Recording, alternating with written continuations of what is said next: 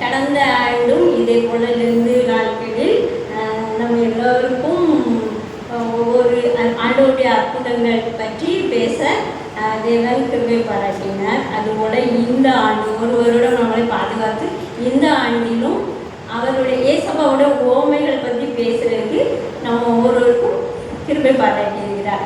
தேவன் நம்ம ஒன்றுமே தெரியாத குப்பையும் தூசியுமா இருந்தது முதலாவது போட்டுட்டாங்க. நான் என்ன பின்னாடி போட்டிருக்கலாம்னு ஐயாட்ட கேட்டேன்.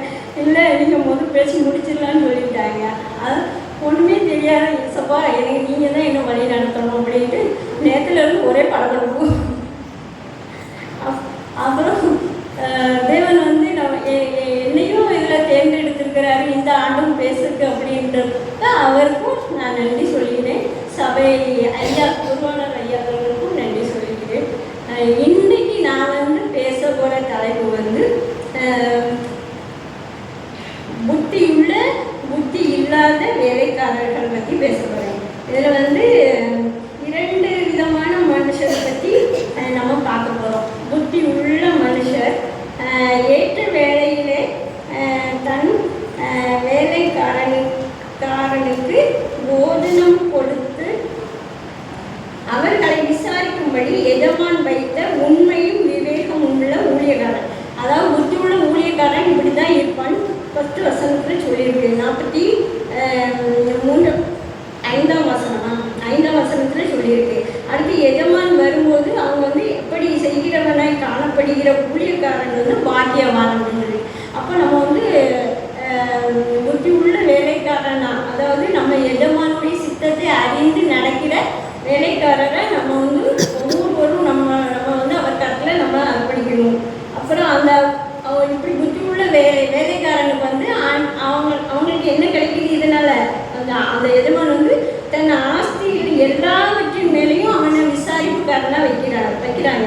அப்போது புத்தி உள்ள வேலைக்காரனுக்கு வந்து பாக்கியவான் பேர் பெறான். அதுக்கு அடுத்தது எல்லா ஆஸ்திக்கும் எல்லாத்துக்கும் மேலே அவனை விசாரிப்புக்காரனாக வைக்கிறாங்க. பதவியும் கொடுக்குறாங்க இந்த இடத்துல.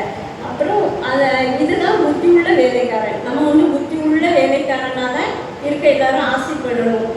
அடுத்த வசனத்தில் வந்து புத்தி இல்லாத வேலைக்காரனை பற்றி சொல்லியிருக்கு. அந்த ஊழியக்காரனும் கொள்ளாதவனாக இருந்து என் ஆண்டவன் வர நாள் ஆகும்னு சொல்லிட்டு அவன் உள்ளத்தில் சொல்லிட்டு அவனுக்கு கொடுக்கப்பட்ட வேலையாட்களை வந்து ரொம்ப கஷ்டப்படுத்துகிற அடிக்கத்தோட அளவு குடித்து வெறியரோட குடித்து புசித்து அடிக்கவும் தொடங்குறான் அப்படின்னு சொல்லி அந்த கொள்ளாத வேலைக்காரன் வந்து இன்னொரு பேர் வந்து மூடர், உண்மை இல்லாதவங்க அப்படின்ற அது அர்த்தத்துக்கு சொல்லப்படுது.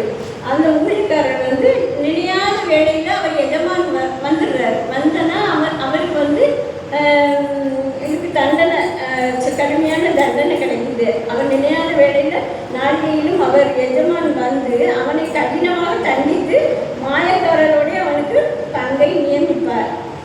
மாயக்காரர்னா உண்மை இல்லாதவங்க, அவங்க கூட அவங்களுடைய பங்கு என்னவா இருக்கு, அங்கே அழுகையும் பற்கடிப்பும் உண்டாயிருக்கு. இப்படிப்பட்ட அழுகையும் பற்கடிப்புமான அந்த பொல்லாத இடத்துக்கு, அந்த பொல்லாத ஊழியக்காரனை போல போவாங்க யாருமே நம்ம ஆசைப்பட மாட்டோம். அப்போ நம்ம உண்மையுள்ள ஊழியக்காரனால இருக்க எல்லாருக்கும் விருப்பம். அதே இதெல்லாம் லூக்கா சுவிசேஷத்துலையும் சொல்லியிருக்கு.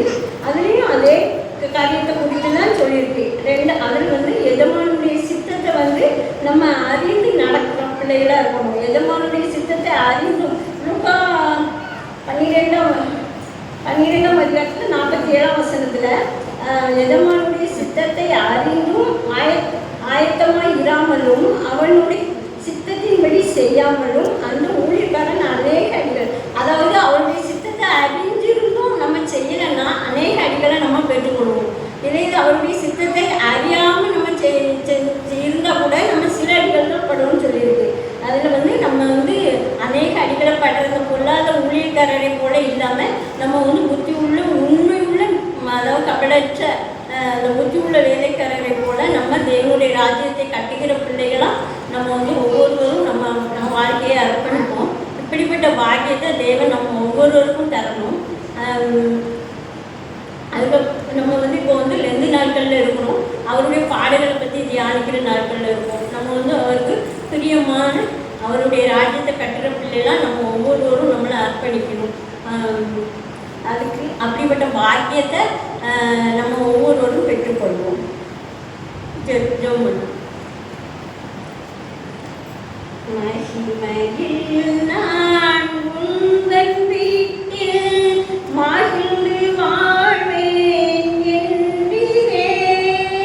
மகிமையில் நான் உந்தன் வீட்டில் மகிழ்ந்து வாழ்வேன் என்றீரே.